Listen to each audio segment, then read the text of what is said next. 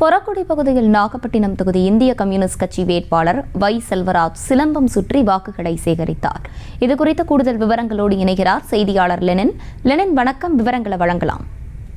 ஹர்ஷினி, தமிழகத்தில் 2024 நாடாளுமன்ற தேர்தல் வருகின்ற 19ஆம் தேதி ஒரே கட்டமாக நடைபெற உள்ளது.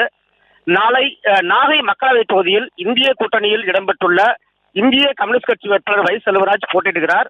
நாளை மாலையுடன் பிரச்சாரம் முடிவடைவதால் திருமருகல் ஒன்றிய பகுதியில் தீவிர பிரச்சாரம் செய்து கதிரறிவாள் சின்னத்திற்கு வாக்கு சேகரித்தார். அப்போது பொறக்குடி பகுதியில் வாக்கு சேகரிப்பில் ஈடுபட்டவர் பொதுமக்கள் முன்னிலையில் சிலம்பம் சுற்றி வாக்கு சேகரித்தார். அண்ணாத்தா ஆடுகிறார் ஒத்திக்கோ பாடல் பின்புறத்தில் ஒலிக்க சிலம்பம் கம்பு எடுத்து சலாம் வரிசை போட்டு கம்பு சுற்றியதை கண்ட கட்சியினர் கைதட்டி ஆரவாரம் செய்தனர். வாக்காளர்களை கவர்வதற்காக வேட்பாளர்கள் பல யுக்திகள் செய்து வருகின்றனர். அந்த வகையில் நாகை தொகுதி இந்திய கம்யூனிஸ்ட் கட்சி வேட்பாளர் சிலம்பம் கம்பு சுற்றி வாக்கு சேகரித்தது அப்பகுதியில் வைரலாக பரவி வருகிறது. ஹர்ஷினி, விவரங்களை வழங்கியமைக்கு நன்றி லெனின்.